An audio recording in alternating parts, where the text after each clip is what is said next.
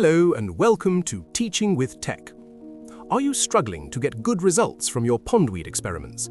Or maybe you need to collect data on photosynthesis but don't have access to a wet lab right now. Today I'm walking you through the new Elodea Photosynthesis Simulation. This tool lets you investigate the rate of photosynthesis in Elodea Canadensis, that's Canadian pondweed. It mimics a real bubbling experiment, measuring oxygen production in ppm per second. Let's set up an investigation. First, we need to choose our independent variable, the one factor we are going to change.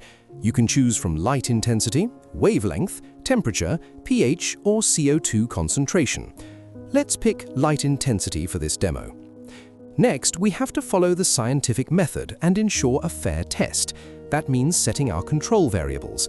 Let's set the temperature to a nice 25 degrees, make the light more blue, keep the pH neutral, and give the pondweed some carbon dioxide. Here is the most important step. Once your controls are set, click Lock Controls. This locks your control variables in place, so you can't accidentally change them, and it unlocks your independent variable slider. Now we are ready to collect data. I'll start with a low light intensity. Notice the bubbles are coming out quite slowly. Click Generate Results. The simulation instantly runs 5 trials for you, so you can calculate standard deviation later, just like in a real investigation. Now let's increase the intensity. I move the slider, click Generate, and the table updates automatically. Once you have data for at least 5 different increments, you have enough to create a graph. And to save you time, just hit Export to CSV.